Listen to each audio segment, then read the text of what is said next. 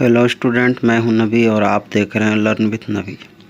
आज हम पढ़ने वाले हैं कक्षा 8 विज्ञान का अध्याय 5 कोयला और पेट्रोलियम जारोलोसिस। जारोलोसिस का अर्थ होता है परिष्करण। इस अध्याय में हम समझेंगे कोयला और पेट्रोलियम का निर्माण कैसे होता है और इनका परिष्करण कैसे किया जाता है।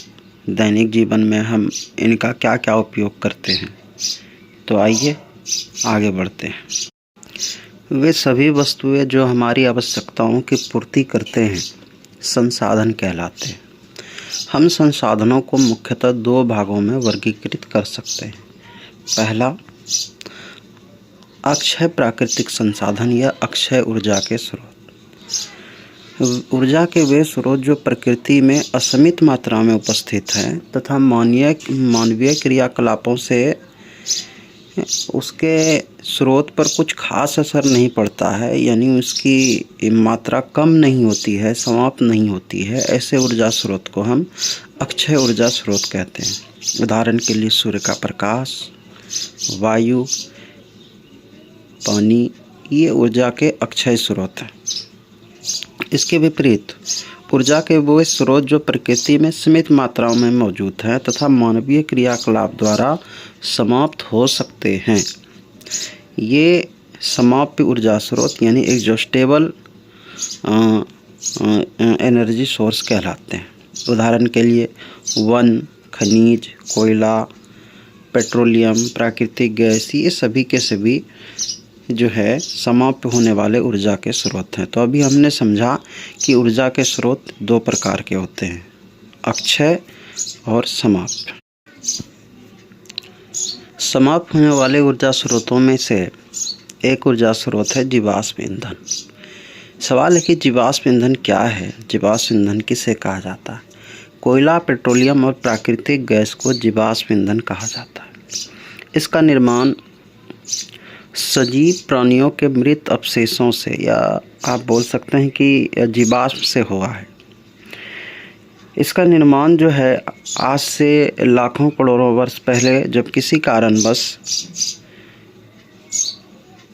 पृथ्वी के निचले क्षेत्रों में पाए जाने वाले पेड़ पौधे और जंतु पृथ्वी में जब गहरे दब गए, उस पर जो है अत्यधिक ताप और दाब के कारण जब उसका अपघटन हो गया, तब जो है जीवाश्म ईंधन का निर्माण हुआ। कोयला एक जीवाश्म ईंधन है। कोयला जो है पत्थर जैसा कठोर और काले रंग का एक पदार्थ होता है।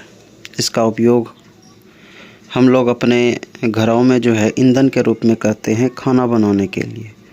शुरुआती दौर में जब औद्योगिक क्रांति हुई तो उस समय कोयला का उपयोग जो है रेल इंजन, भाप इंजन को चलाने के लिए किया जाता था।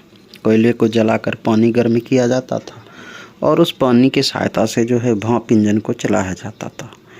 आधुनिक दौर में वर्तमान समय में कोयले का उपयोग तापीय शक्ति संयंत्रों तथा विभिन्न उद्योगों में किया जाता है। तापीय शक्ति संयंत्रों में थर्मल पावर स्टेशंस में जो है कोयले को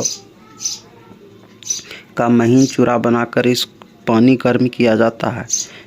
फिर गर्म पानी की सहायता से जो भाप तैयार होता है, उनकी सहायता से टरबाइन घुमाकर बिजली तैयार किया जाता है। अब सवाल उठता है कि कोयले का निर्माण कैसे हुआ। तो आज से लगभग 300 मिलियन वर्ष पूर्व पृथ्वी के निचले क्षेत्रों में, जलीय क्षेत्रों में भारी मात्रा में वन मौजूद थे। बाढ़ और भूकंप के कारण जो है ये वन जो है मिट्टी में गहरे दब गए और समय के साथ साथ ये और गहरे दबते चले गए। जैसे जैसे ये गहराई में दबते गए तो ताप और दाब बढ़ते गया। तो बढ़ते ताप और दाब के कारण तथा वायु की अनुपस्थिति के कारण इसका रूप बदल गया और ये कोयले में परिवर्तित हो गए। इस प्रक्रिया को हम लोग कार्बनाइजेशन या कार्बनीकरण कहते हैं। तो कोयले का निर्माण कार्बनीकरण के प्रक्रिया के फलस्वरूप हुआ है। अब सवाल उठता है कि ये जो कोयला है इसका परिष्करण कैसे किया जाता है, प्रोसेसिंग कैसे किया जाता है। तो जब हम कोयले को वायु की अनुपस्थिति में गर्म करते हैं तो हमें 3 चीज़ें प्राप्त होती हैं। पहला कोक, दूसरा कोल तार और तीसरा कोल गैस। कोक जो है ये कार्बन का लगभग शुद्ध रूप है, ये 99% तक शुद्ध होता है। इसका उपयोग जो है इस्पात के निर्माण में और धातुओं के परिष्करण में किया जाता है। ये एक काले रंग का स्वरंध पदार्थ होता है और ये लगभग कार्बन का शुद्ध रूप है। दूसरा पदार्थ जो हमें कोयले के परिष्करण से प्राप्त होता है वो कोल तार। तो कोल तार जो है ये लगभग 200 पदार्थों का मिश्रण है। इसका गंध अप्रिय होता है और इसके कई उपयोग हैं। इसका उपयोग हम लोग सड़क बनवाने में, आम बोलचाल की भाषा हम लोग इसको अलकतरा भी कहते हैं। तो सड़क बनाने में, संश्लेषित रेशों के निर्माण में, औषधि बनाने में, विस्फोटक बनाने में, प्लास्टिक बनाने में, कीटनाशक गोली बनाने में, नैप्थलीन की गोली बनाने में जो है कोल तार का उपयोग किया जाता है। तीसरा चीज़ जो हमें कोयले के परिष्करण से प्राप्त होता है वो है कोयला गैस। ठीक है, कोयला गैस जो है इसका उपयोग उद्योगों में ईंधन के रूप में किया जाता है। प्रारंभ में जब कोयला गैस की खोज हुई थी तो 1810 के आसपास इसका उपयोग लंदन की गलियों में सड़क पर रोशनी करने के लिए किया जाता था। एक लैंप होता था जिसमें ये गैस जलता था और ये जो है प्रकाश उत्पन्न करता था। उस समय जो है बल्ब की खोज नहीं हुई थी। आइए हम समझते हैं पेट्रोलियम। पेट्रोलियम को जो है काला सोना भी कहा जाता है। पेट्रोलियम का शाब्दिक अर्थ क्या है? तो पेट्रोलियम जो है 2 शब्दों के योग से बना है, पेट्रा और ओलियम। पेट्रा का अर्थ होता है चट्टान और ओलियम का होता है तेल। तो ये ज़मीन के नीचे से चट्टानों के माध्यम से निकाला जाता है, इसलिए हम इसको पेट्रोलियम कहते हैं। इसका महत्व क्या है? तो अगर कहा जाए कि आज के दौर का सबसे महत्वपूर्ण तेल जिससे सारे संसार की, पूरे विश्व की अर्थव्यवस्था जिस पर निर्भर करती है वो पेट्रोलियम है और इसके व्यावसायिक महत्व के कारण ही हम इसे पेट्रोलियम या काला सोना कहते हैं। इसका उपयोग क्या है? तो इसका उपयोग जो है हल्के वाहनों, भारी वाहनों को चलाने में, मशीनों को चलाने में, उद्योगों को चलाने में, इसके जो है बिजली के उत्पादन में बहुआयामी उपयोग है। अब सवाल उठता है कि ये पेट्रोलियम का निर्माण कैसे हुआ? तो जब समुद्री जीव मर जाते हैं तो उनके अवशेष जो है समुद्र के गहराई में, तल में जमा होते जाते हैं धीरे धीरे। फिर उसके ऊपर जो है मिट्टी, रेत, बालू के अवशेष जमा होते जाते हैं, जिसके कारण जो है वो और गहराई में दबते जाते हैं। गहराई में दबने के साथ साथ उस पर ताप और दाब बढ़ते जाता है और लाखों करोड़ों वर्ष के बाद जो है इनका शरीर परिष्कृत होकर जो है पेट्रोलियम और प्राकृतिक गैस में बदल जाता है। पहला प्रोसेस समुद्री जीव का मरना, उसका गहराई में नीचे दबना और फिर लाखों करोड़ों वर्ष के बाद उसके शरीर जो है अब घटित होकर जो है पेट्रोलियम और गैस में बदल जाते हैं। पेट्रोलियम नीचे और गैस जो है ऊपर जो है जमा हो जाते हैं। ये पेट्रोलियम और गैस चट्टानों के नीचे दबे हुए पाए जाते हैं। ठीक है, तो अभी आप देखे होंगे कि जो खाड़ी देश हैं, अरब, कुवैत, ईरान, इराक, इसके अलावा अन्य खाड़ी देश, इसके अलावा आप जो है दक्षिण अमेरिकी देश, वेनेजुएला, रसिया, इन सब के पास जो है तेल के जो हैं अकूत भंडार हैं।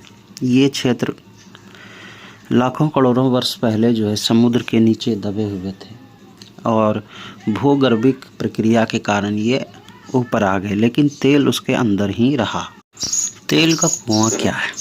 जब वैज्ञानिकों को पता चलता है कि किसी विशेष स्थान पर तेल मौजूद है तो वो वहाँ पर चट्टान में जो है छेद करते हैं, ठीक है, और छेद करके वहाँ पर से वो तेल और गैस निकालते हैं। चूँकि तेल जो होता है वो जल से हल्का होता है, इसलिए जल की परतें नीचे होती है, उसके ऊपर तेल का परत होता है और तेल से भी हल्का गैस होता है। तो सबसे ऊपर जो होती है वो गैस का परत होता है। तो वो स्थान जहाँ पर वैज्ञानिक चट्टान में ड्रिल कर जो है जहाँ से तेल निकालते हैं उसे ही तेल का कुआं कहा जाता है। अब दूसरा सवाल उठता है कि तेल का पहला कुआं कब खोजा गया था? तो विश्व में तेल का पहला कुआं अमेरिका के पेंसिल्वेनिया में 1859 में खोदा गया था। और भारत में पहला तेल का कुआं जो है माकूम असम में 1867 में मिला था। इसे हम कटिया मोराम के भी नाम से भी जानते हैं। अब सवाल उठता है कि जो तेल निकाला जाता है तेल के कुएं से, क्या हम उसका सीधा उपयोग करते हैं? नहीं। उस तेल को हम लोग क्रूड ऑयल या कच्चा तेल कहते हैं। कच्चे तेल का जो है सबसे पहले रिफाइनरी के अंदर लेके जाया जाता है और वहाँ उसका परिष्करण या जायरोलिसिस किया जाता है। तो पेट्रोलियम को, ये जो कच्चा तेल होता है, ये गहरे काले रंग का या अप्रिय गंध वाला जो है एक तैलीय द्रव होता है और यह कई घटकों का मिश्रण होता है, ठीक है। तो इसका हम लोग परिष्करण करते हैं। सवाल उठता है कि परिष्करण क्या है? तो पेट्रोलियम के विभिन्न घटकों को पृथक करने की प्रक्रिया को ही हम लोग पेट्रोलियम का परिष्करण कहते हैं। इसके लिए सबसे पहले जो है कच्चे तेल को, आप यहाँ पे देखें ये पाइप है, इसके अंदर जो है कच्चा तेल होता है, ठीक है। इसको गर्म किया जाता है। जब कच्चे तेल को गर्म किया जाता है तो हमें सबसे पहले जो है जो उसमें से सबसे हल्का पदार्थ होता है पेट्रोलियम प्राप्त होता है। उसके बाद हमें मिट्टी का तेल प्राप्त होता है, इसके बाद डीजल, इसके बाद स्नेहक और सबसे लास्ट में जो है कुछ अवशेष प्राप्त होते हैं जिसको हम बिटुमेन कहते हैं। अब सवाल उठता है कि ये जो अलग अलग पदार्थ हमें पेट्रोलियम से प्राप्त हुए हैं, इनका क्या क्या उपयोग है? तो सबसे पहले हम लोग बात करते हैं जो पहला पदार्थ हमें पेट्रोलियम से मिलता है वो है LPG, लिक्विफाइड पेट्रोलियम गैस। और आपको पता है हम इनका उपयोग घरों में, उद्योगों में और होटलों में, कई जगहों पर जो है खाना बनाने के लिए और मशीनों को चलाने के लिए करते हैं। आजकल तो इनका उपयोग जो है वाहनों के चलाने में भी किया जाता है, ठीक है। इसके अलावा दूसरा चीज़ जो है पेट्रोल है। पेट्रोल का उपयोग जो है मोटर, जो हल्के गाड़ी होते हैं उनको चलाने के लिए, जैसे कि बाइक्स, कार। इसके अलावा जो है ड्राई क्लीनिंग में भी पेट्रोल का उपयोग किया जाता है। मिट्टी तेल का उपयोग जो है इसका उपयोग स्टोव जलाने में, लैंप जलाने में और हवाई जहाज़ को चलाने में किया जाता है। डीजल का उपयोग जो है भारी वाहनों को चलाने में, इसके अलावा जो है जनरेटर चलाने के लिए भी जो है डीजल का उपयोग किया जाता है। स्नेहक तेल, लुब्रिकेंट ऑयल, इसका यूज जो है मशीनों में किया जाता है। जैसे आपने सुना होगा कि मोबिल, तो ये जो मोबिल है ये लुब्रिकेंट ऑयल है। ये मशीनों को जो है चिकना रखते हैं, उसको ख़राब होने से बचाते हैं, जंग लगने से बचाने। इसके अलावा पैराफिन मोम, इसका उपयोग मरहम बनाने के लिए, वैसलीन बनाने के लिए, मोमबत्ती बनाने के लिए तथा कई प्रकार के क्रीम बनाने के लिए भी किया जाता है। बिटुमेन का उपयोग जो है सड़क के निर्माण के लिए, इसके अलावा छत निर्माण के लिए, पेंट बनाने के लिए, प्लास्टिक बनाने के लिए, कलर बनाने के लिए जो है किया जाता है। अब हम देखने वाले हैं प्राकृतिक गैस, नेचुरल गैस। तो नेचुरल गैस एक स्वच्छ और सुलभ ईंधन है, ठीक है। इसका परिवहन जो है पाइपों के द्वारा जो है एक स्थान से दूसरे स्थान तक किया जाता है और इसको जो है संपीड़ित करके जो है द्रव्य रूप में जो है स्टोर किया जाता है, भंडारित किया जाता है। जब CNG को काफ़ी ज़्यादा जो है दबाव डाला जाता है इसके ऊपर, उच्च दाब पर जो है ये गैस से द्रव में परिवर्तित हो जाते हैं। जैसा कि हमने भी बात किया कि यह एक कम प्रदूषणकारी ईंधन है और घरों कारखानों में सीधा जलाया जा सकता है।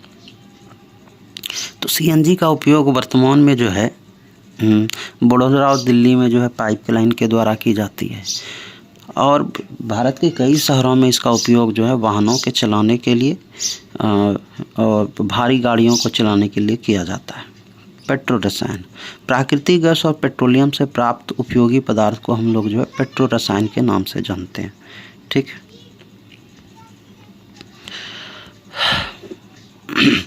तो अभी हमने कोयला और पेट्रोलियम के बारे में पढ़ा। इसमें हमने दो बातों को समझा कि कोयला और पेट्रोलियम के निर्माण में जो है लाखों करोड़ों वर्ष का समय लगता है।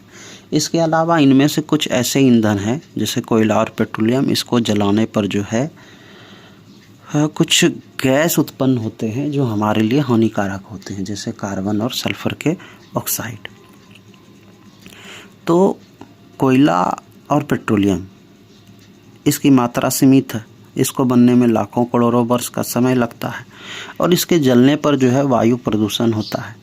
वायु प्रदूषण के कारण जो है ग्लोबल वार्मिंग बढ़ता है। तो हमें चाहिए कि हम इनका उपयोग सोच समझ के मितव्यता से करें और इनके वैकल्पिक स्रोतों की खोज करें। ठीक है। अब सवाल उठता है कि हम किस तरह से जो है इनका उपयोग मितव्यता से कर सकते हैं। तो पहला तरीका है भाई कि गति, जहाँ तक संभव हो आप अपनी गाड़ी को बहुत तेज़ न चलाएं, मध्यम गति से चलाएं। दूसरा है कि जो यातायात के नियम हैं उसका पालन करें। ठीक है। ट्रैफिक लाइट पर जो है गाड़ी को आप बंद करके जो है प्रतीक्षा करें, गाड़ी को चालू न रखें। टायर जो आपका है उसमें हवा का दबाव बराबर चेक करते रहे। इसके अलावा जो है गाड़ी का आप जो है मेंटेनेंस करवाते रहे, समय समय पर आप जो है उसकी जांच करवाते रहे।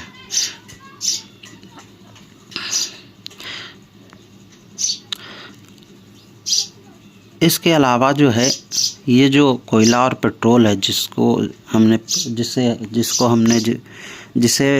चीज़ को प्रकृति ने हमें उपहार स्वरूप दिया है, आधुनिक विश्व के निर्माण में इसका महत्वपूर्ण योगदान है। अगर कोयला और पेट्रोलियम न होते तो शायद ये विश्व जो जैसा आज है वैसा नहीं होता, लेकिन इसकी मात्रा जो है वो सीमित है। इसलिए हमें चाहिए कि हम इसका उपयोग न्यायोचित ढंग से करें, इस तरह से करें कि हमारी आवश्यकताएं पूरी हो जाए और आने वाली जो अगली पीढ़ी है उनके लिए भी ये संसाधन उपलब्ध हो। तो ये था आज का हमारा वीडियो। और आपको वीडियो अच्छा लगा हो तो वीडियो को लाइक करें, चैनल को सब्सक्राइब करें। Thank you.